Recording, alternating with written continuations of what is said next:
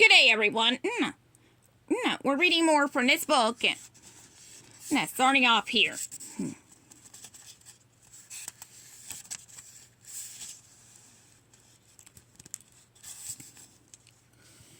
Matt was growing a little impatient with all the small talk, but he didn't want to lose his cool, so he said as casually as he could. Okay, so what are we going to do now? Joe said, if only there was a payphone nearby, we could call the police or the fire department, or my mother. We should go exploring, Ty said, and find our way around. Izzy scanned the forest around him, but we're not sure where to go. We don't even have a compass to tell us which way is north. His Digimon friend Tentomon laughed. I know where north is. You do? Izzy asked. Where? It's the opposite of south. Izzy said sarcastically. That's helpful. Izzy, Joe didn't care if they had a compass or not. I'm not exploring anywhere. Matt sighed. Right. We can just stay here and wait for that monster to find us. We need to find a road that leads us away from here. You know, Sora said using her brain, if we could get back to where we were before, we might find a way out of here. But wait, Mimi said worriedly. Are there more monsters around like that Kuwagamon? Oh, yes, indeed, said Palmon. Those monsters don't scare me, said Matt coolly. Ty turned to Agumon. Let's see, are there more humans in this place? The humans? The reptile Digimon replied. There's never been anything but Digimons. And these monsters are all Digimons too? Yep, that's right. So what do we do when it gets dark? Sora asked. Who says it ever gets dark here? Matt pointed out. Izzy frowned. That phenomenon would be unnatural.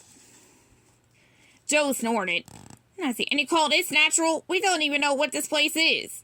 Agumon said, You're in Digiworld. This place is called File Island. Matt shook his head. Yeah, that helps. Now we know exactly where we are. Ty decided there'd been enough talking. Well, we're not going to find out anything standing here. I'm going. Where? Let's see, Matt asked. Back up to that cliff. That's where I saw the ocean. The boys started walking up the river. Maybe we can find a boat or something. A boat? Matt said. Yeah, maybe we could water ski home. Joe shook his head. At a time like this, I think we'd all be better off just finding a cave and hiding. We keep our eyes open and, he looked up and realized everyone else had started following Ty. Joe said and grumbled. I should have worn different pants. Let's see, these fried up when I walk too much.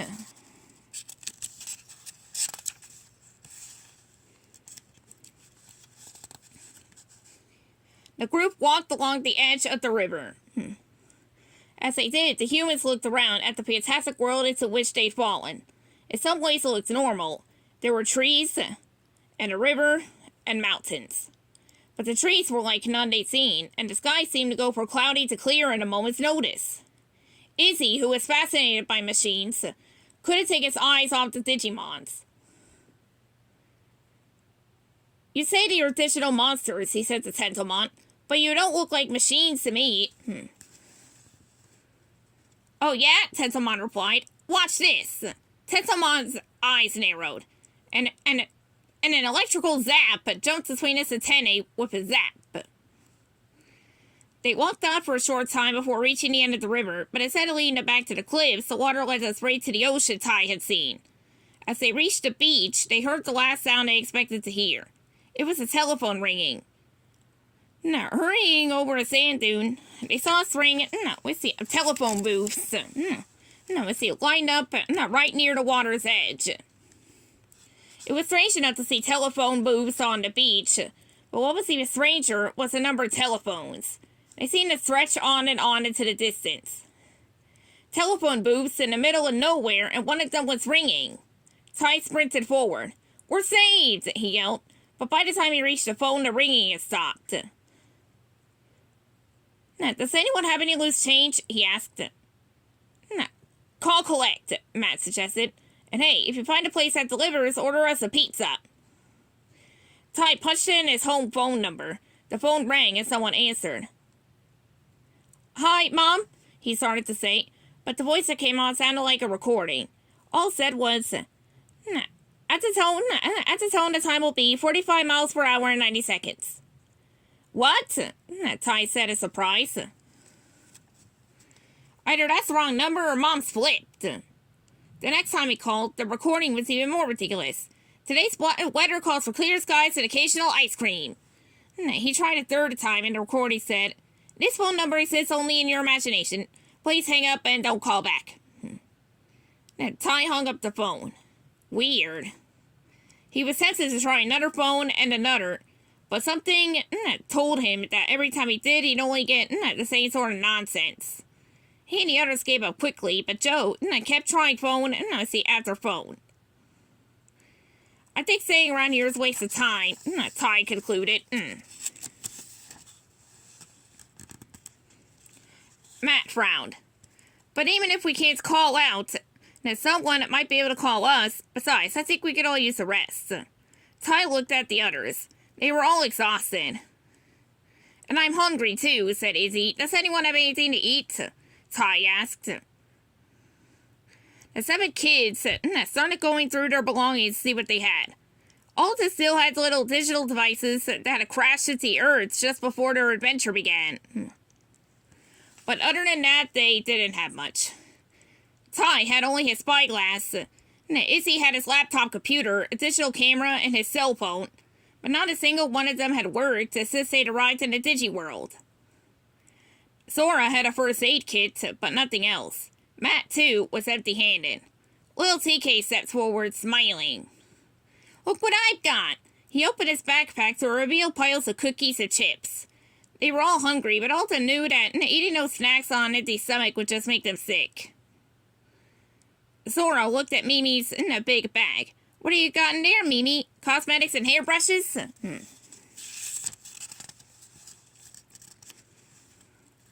Mimi sighed.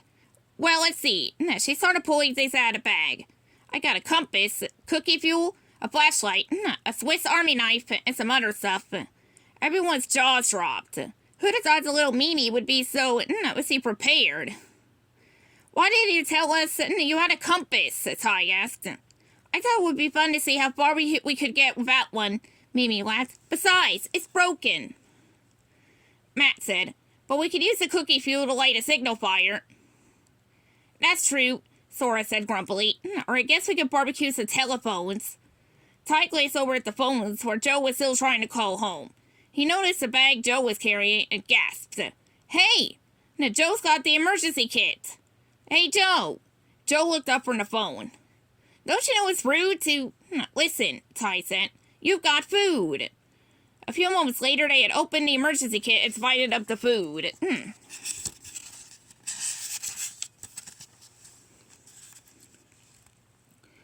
Let's see, planning carefully, they decided they had enough food to last for 3 days. The Digimon said they could forage for themselves. The kids ate their first snack right away. Here, Agumon, have a bite, Ty said. I know you can find your own food, but you might as well have some of mine right now. Thanks, Ty, the Digimon said, gobbling down a bite of food. Biyamon suddenly turned and stared out at the beach for a minute.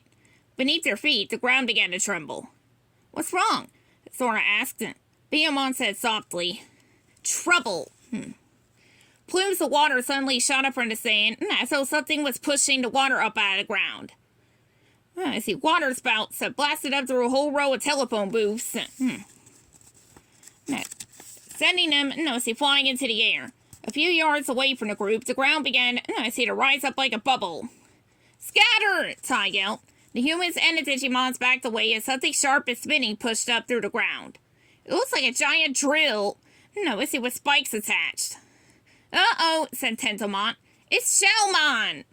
What's Shellmon? Izzy asked. Something that gets mad for no reason. The creature certainly looked mad. As it rose out of the ground, a huge reptile-headed feet poked out from a hole in the spike-covered shell. The shell was taller than the building, as Shellmon's head rose even higher into the sky. Atop its head, a bunch of snake-like tentacles wriggled. Spotting the group, Shellmon let loose an angry roar. Using its powerful front legs, Shellmon dragged its shell forward. Run! Joe said. He started to climb a steep sand dune nearby. Now, Shellmon lowered his lizard-like head from a spout in the top. From a spout in the top, a powerful stream of water shot forward, slamming into the boy, making him fall back to the ground. Agumon growled. Digimons, attack! He cried. Together, the Digimons charged. Pepper breath! Agumon cried, releasing a fireball. The blast struck Shellmon in the face, driving him back. Blue blaster! Gabumon said. He launched a blue blast, but the energy beam... let's see, fizzled out before it reached the target. Spiral Twister! Biyomon called. Her own weapon started to spin, but it too died before it could strike Shellmon. Tentomon tried to attack, but he couldn't muster enough strength to let loose his super shocker. What's happening to them? Izzy asked him. They look like they lost their power, Matt said. Shellmon released another water blast. That's what told the Digimons off their feet. The Digimons looked too weak to stand up, all except Agumon, who leaped to his feet immediately. Go get him! Tai cheered. The reptile Digimon dashed forward to release another blast of pepper breath that scorched Shellmon's face. The big Digimon backed up for a moment, then shook its head and started forward with a growl. Why is it only Agumon? Izzy wondered. Tetsumon gasped. We're just too weak from hunger? That's it, Sora said. Agumon's the only one who has something to eat. Tai looked at his Digimon food. Friend. Looks like it's just you and me, Agumon. Then give me a diversion, the monster called. Tai dashed forward. Hey, ugly, over here. As the huge monster turned toward Tai, Agumon let loose another blast of pepper breath, but Shellmon ignored it. He leaned toward Tai. One of the tentacles on his head wrapped itself around the boy's waist, lifting him high into the air. Tai! Yelled Agumon. But Shellmon raised one huge paw and brought it down on the smaller Digimon, pinning him to the ground, keeping those two trapped. The monster was free to attack the others. Shellmon let loose another water blast that pounded the remaining humans and Digimons to the ground. Tai struggled to break free, pulling and scratching at his thick tentacle that held him. He's going to get everyone, there's something I can do. Held high in the air by the tentacle, Tai looked down. Far below, Agumon was pinned down by Shellmon's paw. Tai felt a mixture of anger and guilt. He tried to help Agumon fight, but he only ended up getting caught. If only there was a way could free the brave little Digimon. His thoughts seemed to trigger the Digivice. He still kept hooked to his belt.